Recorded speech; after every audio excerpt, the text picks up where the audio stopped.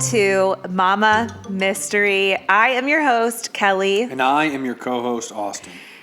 You may or may not remember us because it's been a while since we've recorded an episode, and I'm super sorry about that. We have just had some big stuff going on in our lives, and our Patreons know about it because I posted about it in that group. But I just thank you all so much for understanding and being patient and not hounding me about it, because I was seriously stressed trying to think of when we were going to get this episode out, when we would have time to record.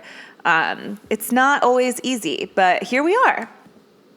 Yeah, life got crazy.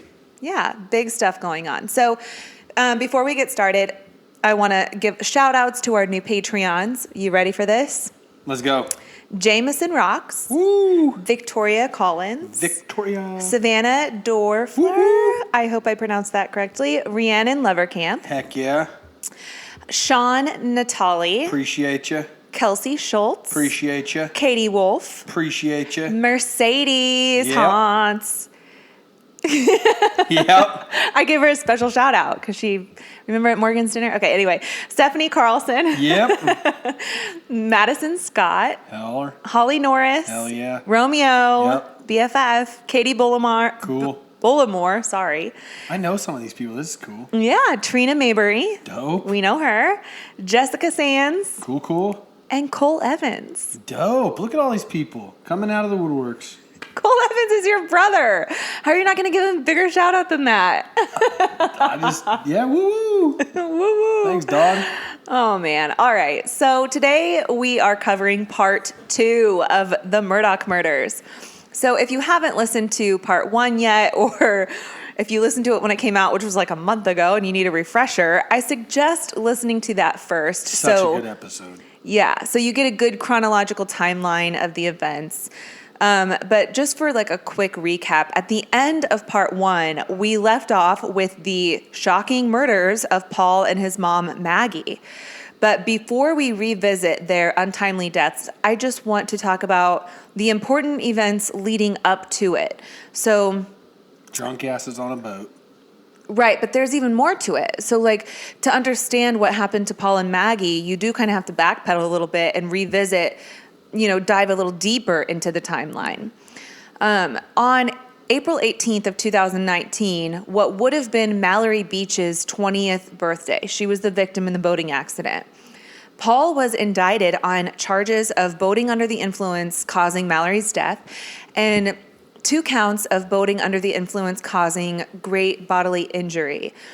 So Mallory's family filed a wrongful death suit against the gas station that sold Paul the alcohol that night with that false ID, right? Because he used his brother's ID, if you remember. Mm-hmm. And this lawsuit was also against the Murdaugh family. So Paul pleaded not guilty to the charges on May 6th of 2019, and mediation was attempted, but ultimately failed. So the case appeared to be bound for trial as of June 4th of 2021, which was just a couple months ago. Then 3 days later, on Monday the 7th, the patriarch of their family, Alex Murdaugh, was the unfortunate one to find them on that huge property, shot to death. And so I'm going to play a part of the 911 call.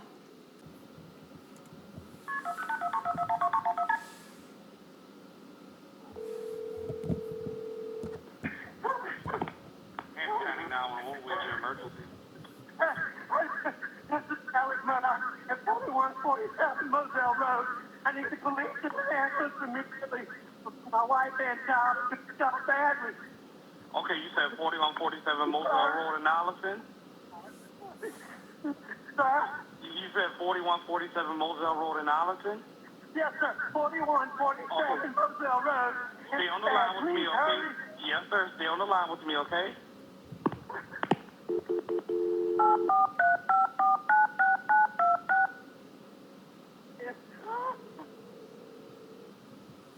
Hello? I'm still here. Stay on the line. I'm still here, okay? Collison, I have an Alex Murdaugh on the line, caller from 4147 Moselle Road. He's advising that his wife and child was shot. Mr. Murdaugh, go ahead and talk to Collison. It's 4147 Moselle Road. I've been up to it now. It's bad. Collier County Communication. Carlton, I have an Alex Murdoch on the line, caller from 4147 Moselle Road. He's advising that his wife and child was shot. Okay, and sir, give me the address again. It's 4147 Moselle Road. I've been up to it now. It's bad. Okay. Oh, Okay, and are they breathing? no, ma'am. Okay, and you said it's your wife and your son? My wife and my son. Are they in a vehicle? No, ma'am. They're on the ground out at my kennel. Oh. Oh.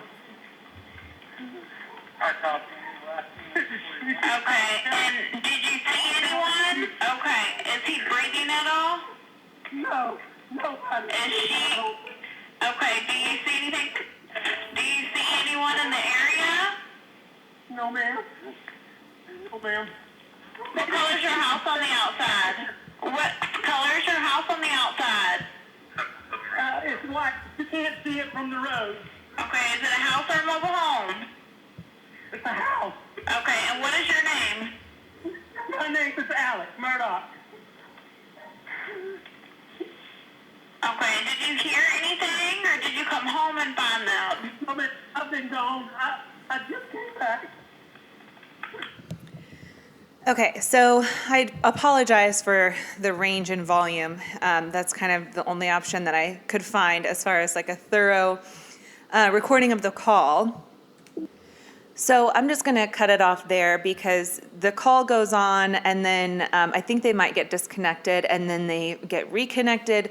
There's parts of the call that have been redacted. If you want to listen to the entire call, I'll put that link to the call in the show notes so you can listen to that for yourself. But I think I kind of got the most important meat of the call Right. in that. So, okay, it's obviously frantic. Remind me, just because, so the family, the son that was in the boat wreck, that he was kind of the jerk. What's his name? Paul, Paul. And this calling is who? Alec, his dad. His dad. Yes. And Paul is dead. Uh-huh. And Alex's wife is dead. Yes, Okay. Maggie, the mom. I just want to make sure I was on the same page. Yes. So, it's unclear how much and exactly what has been redacted from the phone calls. But if you remember during the last episode, we talked about SLED, which is the State Law Enforcement Division in South Carolina. SLED released documents from the initial investigation on the night of the murder, but it too is heavily, heavily redacted. It doesn't really offer hardly any information other than that a black Chevy Suburban was towed, which was owned by the Murdoch family law firm, and that shell cases were found at the scene, but the number of shell casings was redacted. Does redacted mean like just condensed? It means like you can see the report, but parts of it have been blacked out. Okay. So you can't, something's been redacted. Got it. But you can't see it, obviously. So, and he also mentioned, that he was out and that he had come home to find them. Well, Alec was apparently visiting his dad. His dad, Randolph Murdoch III, was sick and in the hospital, and apparently Alec was visiting him. And then that Thursday, the same week, the 10th, Alec's dad, Randolph, passed away from that ongoing illness. So Friday the 11th, a funeral was held for Paul and Maggie, and then Alec's dad was buried that Sunday. So question, this is just random way my brain works. Who made all the money in the family? Is it Alec or Alec's dad? Oh, it's like the whole generation of them. I mean, it's generation Murdoch after Murdoch after Murdoch. Every generation. Yeah, it's okay. it's a long line. Okay. Yeah. So there's a lot of theories that surround this whole story, okay? And for the sake of keeping things concise, because my podcast covers a variety of stories, I'm going to kind of condense a lot of the information that I've heard and read so far.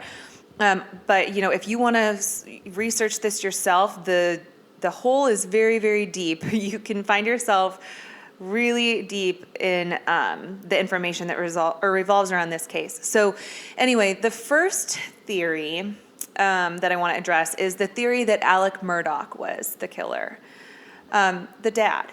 So there were some initial thoughts and suspicions that maybe Alec Murdaugh was involved in this double murder. And at first, I really thought that this was just a speculative theory with absolutely no merit. Like, at first, I was like, that is the least believable theory, in my opinion. To me, that's how it seemed, right? Especially because this is a man who cared so much about his social status and reputation. I mean, you heard how upset he got when she asked, is it a trailer or a house? And he's like, it's a house. Like, how dare you? And maybe that's just my own opinion, whatever. But anyway, it's just hard to believe that someone who cared so much about his social status would kill a member or members of his own family. Mm-hmm. However, we will come back to this theory because there have been some recent updates that I want to address closer to the end, okay, just to kind of keep things in a good chronological order. So hang with me. We will circle back to Alex Murdaugh. So another theory is that this relates to the boat crash that we talked about in episode 1. So this theory was that this was like some sort of revenge for the boat crash that happened in February of 2019 that killed Mallory Beach. Paul pleaded not guilty to the BUI charges against him, and apparently his attorneys planned on centering their defense on the conflicting police and witness statements because, if you'll remember, Corporal Jack Keener said in his report that it was, quote, unclear who was driving the boat the night of the crash. And Jack Keener had a lot to lose or gain by making this so ambiguous because the Murdaugh law firm had represented Jack in previous cases of his own where he won tons of money from a car accident that his dad was involved in. Do you remember that? Mm-hmm. Yeah.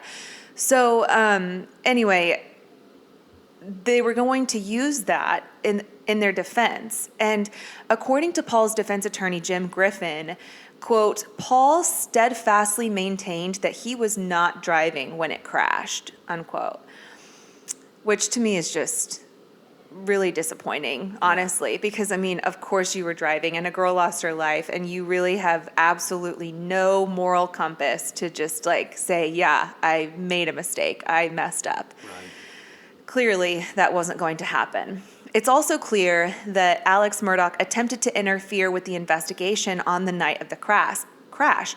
And we touched a little bit on this in part 1, that he inserted himself into his son's room before police were able to question him. And according to one of the nurses, he tried to orchestrate everyone else's stories as well. And at one point, a nurse told him, and I don't know if I said this in part 1, but a nurse told him at one point to either stay in his son's room or leave the ER. And security was informed to keep an eye on him the rest of the night. Alex was so desperate to keep his son out of trouble that he even intercepted Connor on his way to a CAT scan to tell him not to say anything to investigators. So he seemed way more concerned about the future rather than the present state of each victim, right? Mm-hmm. And same went for Paul. So this was something that I found after I wrote part 1. According to a written statement made to police by a tech in the ER, she said, quote, I was in and out of the room that Paul was in. He did not express any concern about anyone else that was involved in the crash. When I asked him for a urine sample, he then smiled at me and asked me if I was going to hold it for him. Oh my gosh. When I went back into the room, he pointed to my butt and said, oh wow, that's nice, end quote. What? Are you gonna hold it for me? Like, I cannot. If just listening to that makes me irate because he knew Mallory was missing at that point. He knew she was likely gone. He knew his friends were hurt. What he's done, everything he's done, and he has the balls no remorse. Yeah. I mean, like, that's ridiculous. And I can't help but wonder if this ignited some rage in Mallory's family to hear what a condescending prick he was in the hospital right after he just essentially killed their daughter. Right. So after so many occurrences of completely vile behavior, I can see why this would make every other crash victim's family angry. Angry enough to want Paul dead, though. Multiple people related to the crash voluntarily gave their DNA to investigators to rule them out as suspects. But, that also makes me wonder what DNA was found at the scene that they're comparing it to. We don't know. Right. So Maggie's phone was also found on the roadside nearby, and Paul's phone was found near his body, but Maggie's phone was taken and then dumped. So I was also curious to know if that contained any fingerprints, but regardless, from what I understand, they've already gotten DNA, and I'm assuming they would have gotten fingerprints also from the boat crash victims, but either way, I don't know. I don't know what I think about that theory. What do you think about that theory? That another boat crash victim? Yeah, that maybe somebody was coming for their own revenge, knowing that he wasn't going to pay the price. Well, I'm interested to hear the next theory, but Yeah, and maybe we can revisit at the end Yeah, and see which revisit, yeah. one you think is more believable. And obviously, this is speculative on our parts because there's a lot of information that I still don't know. There's a lot of people, or there's a lot of information that nobody knows except the people who were there because so much has been redacted. So, yeah, a lot of this is just going to be our opinions. But there's also the theory of Stephen Smith, and we touched on this a little bit at the end of episode 1. this is like the guy that was tied to a murder previously with the Murdaugh family. Right. So I'm going to explain. So Stephen Smith was a 19-year-old openly gay man from Hampton, South Carolina, and on July 8th of 2015, he was found dead in the middle of Sandy Run Road. Initially, it was ruled as a hit and run, despite the conflicting evidence at the scene. And Stephen had what initially appeared to be a gunshot wound to his head. It was a 7.25-inch gash above his right eye. So he also had a partially dislocated shoulder, injuries to his left arm and hand. From what I understand, there were like cuts. It looked like cuts apparently to his left arm and hand. But there weren't any shell casings or other evidence to suggest that this was the result of a shooting. His car was found about 2 or 3 miles down the road, and it was out of gas with the gas cap left open. So it would appear that he ran out of gas and was walking home since he only lived about 6 miles from where he left his car. And Stephen was actually on his way home that night from a night class. He was in nursing school. So he was completely sober. There was nothing found in his system. He was literally on his way home from school. And this led investigators to believe that Stephen's death was the result of a hit and run, even though there were no skid marks and his shoes were still on his feet, which you may not know this, but just basic physics. You know, when someone gets hit by a car, their shoes typically come off. Really? Yeah, it's just like the law of friction, I guess, that their shoes will come off if they've been hit by a car. It's very common. So his shoes were loosely on his feet. Like they weren't, I think from what I understand, they weren't tied very tight. So it was even more confusing as to why they were still on if he had been hit by a car. So they initially then suggested that he was maybe hit by a truck mirror. But one police report indicated that there was no evidence to suggest that the victim was struck by a vehicle. So there's just like all these different theories. They're all conflicting. His mom refused to believe that this was just an accident, stating that he would have absolutely gotten out of the way if a car was coming, and he wouldn't just be carelessly walking in the middle of the road either. Which is probably a fair statement for anybody, you would think. Right. And his sister even recalled another time when he had run out of gas. Apparently he had common problems with his car. It was frequent. And there was one night that he had car trouble, and he actually hid in the woods right by where he parked his car because he was scared of somebody coming up on him that he didn't know. So like he was a pretty cautious kid, it sounds like. So just the thought of him walking in the middle of the road, and especially when a car is coming, like, I don't know, it doesn't seem to align. There was also no glass or plastic found at the scene. There was nothing in his wounds, so, you would think damage from a vehicle would get left behind. Right. So then SLED gets involved and to investigate a, quote, possible murder. And when an autopsy was performed on Stephen, Dr. Aaron Presnell concluded that he was hit by a car, and his cause of death was determined to be due to blunt head trauma caused by a motor vehicle collision. So investigator Todd Proctor doubted this And he confronted Dr. Presnell with his concerns, and he asked if it was possible that Smith was struck by someone with a baseball bat in a moving car, which would be a believable theory. But her response was, well, quote, well, I guess it's possible, but it was his job to find out what struck him, not hers.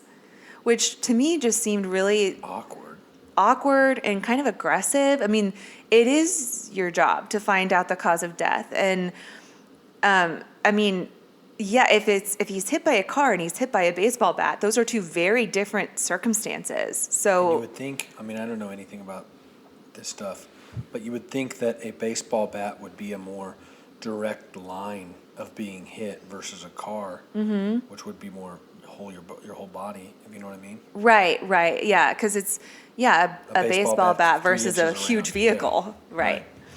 So in December, 5 months after Stephen's death, anonymous tips started rolling in that suggested brothers Paul and Buster were possible persons of interest. One tip said that 3 males were involved in Stephen's death, one of whom was, quote, a white male Murdoch, end quote. But it doesn't specify which Murdoch, if it was Paul or if it was his brother Buster. Multiple people came forward with information that they believed tied the Murdoch family to Stephen Smith's death. Several people were interviewed to share their third-hand information, and I want to emphasize that these were essentially rumors, okay? This is just stuff people were hearing, but I think it's worth noting because sometimes those things do turn out to be true. Or at least have some sort of merit. Yeah, I mean, you have to at least investigate it. But anyway, the Highway Patrol in South Carolina, the investigators allegedly never asked any Murdoch family members about their possible involvement. So they didn't really dive very deep into these theories or rumors. And you have to wonder, just with everything else that's gone on in this case, if they heard the word Murdoch and just kind of repelled it, just stayed away. Freaking wild. If that they were a family like- could have so much power. Right. If they were like, I'm not touching that with a 10-foot pole, even if it is a credible tip, we're not touching it. You just have to wonder, just because of the way that everything else has gone down. But Stephen's twin sister, Stephanie, said that she spoke with Stephen earlier that day because he called her when his car wouldn't start. And she said that his battery terminals were loose and she had to come jumpstart it. So she said, like I said earlier, he had car trouble pretty often. And so she really didn't think anything of that. But she did recall that he'd been acting a little on edge and paranoid lately, like maybe someone was following him or stalking him.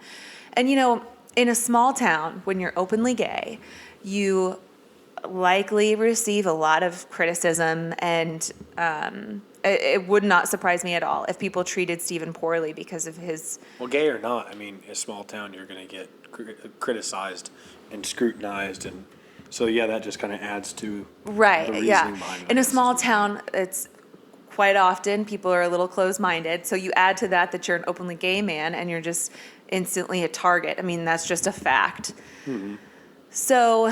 it's really sad. It's unfortunate. I hate that, but that's just the way it is there in a lot of places. Anyway, Sandy firmly believes that this was not a random attack or accident. Sandy is Stephen's mom.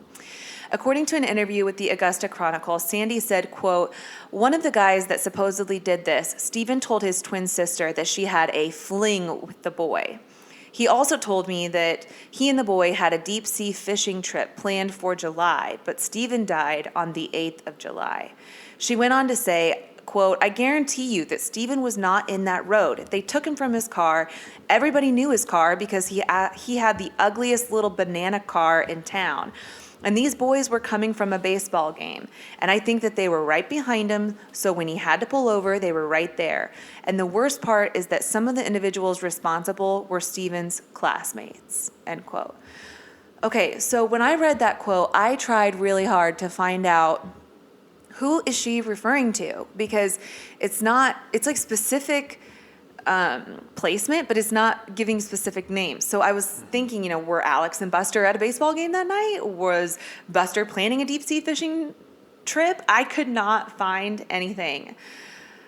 So I'm sorry because I have that quote and I cannot find anything to don't know what to do with corroborate it. that. Yeah, like I'm just like, well, that's kind of huge if you are that confident that these boys were coming home from a baseball game and that Right. there was a deep sea fishing trip planned, but that Steven was supposed to take thought with you- his secret boyfriend, and then I thought you were going to say, like, you got on one of their Facebook pages and found that they were at a baseball game that night. no, I tried. In fact, I belong to a Facebook group that discusses the Murdaugh case solely. And I went on to ask, and I don't think my question got posted because it was one of those that, like, you have to get accepted. Right. So, and I didn't have time to wait and keep asking, but it's just something worth noting, though. Eventually, though, the case of Stephen Smith's death went cold and no arrests were made, no named suspects were ever announced. Even though Sandy said, quote, everybody knows what happened to my son, but nobody wants to tell me who was responsible, end quote. That is a bold statement. Yeah, it is. It is, especially considering the status of this family. It's Like, saying you all know, and we all know it was the Murdaughs, but no one wants to admit it. yeah, I mean, that's what it's implying, Yeah. for sure. And, we have to be careful, of course, with our opinions, and we have to reiterate that, Their opinions. they're just our I don't opinions. even know crap about crime. This girl just teaches it to me. I listen. So anyway, Sandy also reiterated that Stephen was killed by several local youths from prestigious families, which she believes have sworn to protect their children no matter what heinous crime they committed. I mean, that sounds an awful lot like she's implying the Murdaugh family. But since the murder of Paul and Maggie, Stephen's case has now been reopened. So allegedly, the investigation into Paul and Maggie's death have apparently opened something, even though they won't say what, that has prompted them to reopen an investigation into Stephen's death. However, it was a huge slap in the face when they called Stephen's mom, Sandy, to let her know that they were looking into it, because the vibe she got was that they wanted to look into the possibility that someone in Stephen's family Did it. could have done something to Wow. them. Not that they were interested in solving Stephen's death.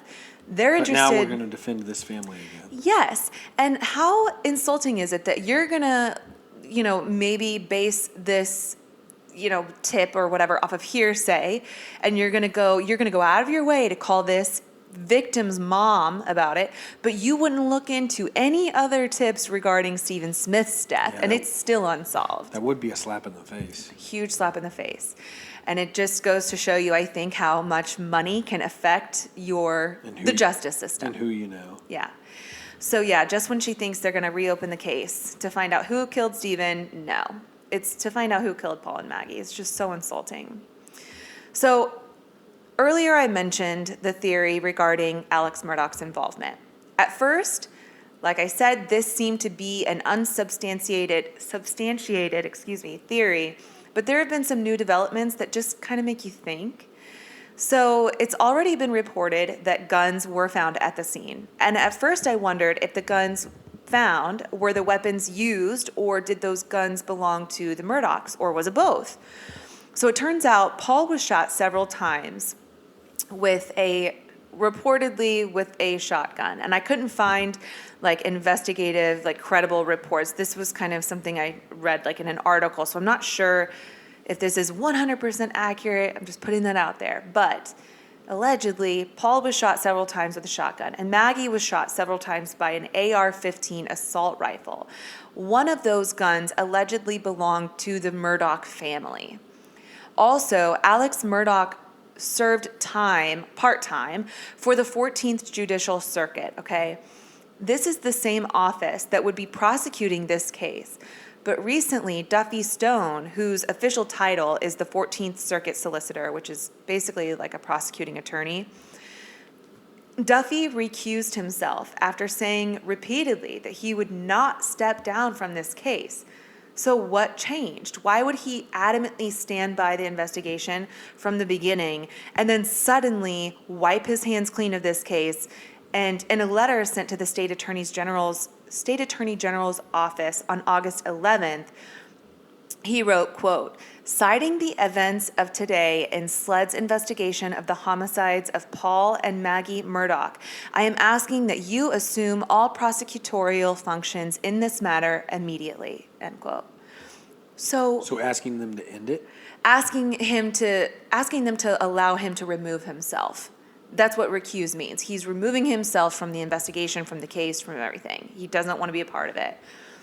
So he would not elaborate on why he suddenly recused himself. No charges have been brought forward in this case. However, Alex has been named as a person of interest. So not officially a suspect, but a person of interest. He reportedly has an alibi for the night of the shooting, but, he was visiting his dad. That's the alibi. But I feel like with everything else that has gone on surrounding the Murdaugh family, it's difficult to trust literally anyone involved in this case. Right. It's difficult to trust the medical examiner's report that Paul and Maggie were killed between 9 and 9:30 when they were so nonchalant about Stephen Smith's autopsy and his cause of death, right? It's difficult to trust literally anyone in the judicial system when all they have done is shown their loyalty to the Murdaugh family, right? But who knows? Things could change. Crazier things have happened. But more facts will eventually come out, and the pieces of this puzzle will eventually come together, offering hopefully a clearer picture of what the heck happened. But So when did that death happen? That double murder? that was in June of this year. That's so crazy how recent it was. Yeah, super recent. Wild. So the theories are either boat crash victims, Stephen Smith, somebody associated with Stephen Smith, or Alex. Yes, or the dad. And how old is Alex? Alec, it's Alec. I mean, Alec. it's spelled Alex, but it's pronounced Alec. I don't know how old he is, but I mean, he's got sons that are in their 20s. So he's probably, I would guess, in his 60. 50s. Yeah. But, I think some theories are that, Paul shot Maggie, so then Alec shot Paul. I mean, that's one of the theories. Obviously these are theories. So, but it's just interesting to think about because there is so much trauma and crime that has plagued this family that it's really hard to pinpoint who it could be because I think all the theories are a little credible It's crazy that they have or such believable. It's crazy that they have such status and power and respect, yet they're tied to so many fishy things. Yes, fishy is a good word. Yeah. So It's a shady. question: if you were is it Alec or Alex? Alec. If you were Alec, would you be listening to all the podcasts right now about this case? If I were Alec. Because hold on, before Yeah. you say this anything, I guarantee you that athletes, LeBron James watches what all the people are saying about him, and he may not anymore because he's old school now and whatever. Mm-hmm. But when he was young, he did. And Paul or Alex is fresh into this murder thing. Alec, Yeah. whatever the hell his name is, Yeah. he's fresh into the murder scene right now. Yeah. The murder person of interest scene. So do you think that he watches and listens to all this stuff? Okay, here's my take on that. I think if he were, then it would be to Clear himself? No, it would be to issue cease and desist or some sort of Like we might get a legal cease and action desist. to shut people up about Yeah. it. That's what I think. I think He's just lurking in the shadows, making different Facebook names, going on these groups saying, guys, it couldn't be him. maybe that could be possible too, but I think he would take a more legal approach and threaten to sue because we know that law firm is very sue happy. So that's what I think. If he were listening to any podcasts, it would probably be with the intent to shut people up by way of Well, legal action. Alec, good news. This is the last episode we're doing about it. Yeah, I'm not going to talk about it anymore. If you want to listen to any more, you can go to another podcast. Freaking wild, though. Because this is all I'm going to cover on it. I have to get out of it because it's such a rabbit hole. I've spent more time on this case than I have probably any of the other ones I've ever researched Or at for least this for a long podcast. time, yeah. Yeah, so I'd like to move on. I would like to remove myself from this narrative. Thank you. We're really excited to pull ourselves out of this case. We've done our investigation. We've done our part. Yeah, and Really crazy, though, for real. it is. It absolutely is. We'll find out more. If there is a huge update, I'm sure I'll update at the beginning of another episode down the line. If, Alec gets arrested, you bet I'm going to probably come on here and be like, guys, listen to this. Or but if- then go talk about something else. Yeah, then we got other shit to talk about. Yeah. So anyway, thank you so much for listening to part 2 of the Murdaugh murders. We will be back someday. I'm not sure exactly We'll be when. back Hopefully soon. next week. Murdochs are wild. That was wild. Patreons are growing. We Shout love out you. to y'all. Oh my God, we love you so Hey, much. I'm so please, grateful. if you enjoyed this episode or the last one, please share them. Yes. Because Kelly wants to grow this thing, and I want to grow this thing, and we like reaching people, and it's fun. And I don't even like crime, and now I do. Okay. Yeah, a lot of you have said that you enjoy it, which means a lot to me. So, Share the heck out of it. if you enjoy it, share it. Someone else And might review too. us. We Yeah. never ask for stuff, and it's important. So if you would rate us on iTunes and stuff, or a podcast or whatever it is. Yeah. Anyways, See you next week, maybe, Mama, hopefully. mystery, out. Bye.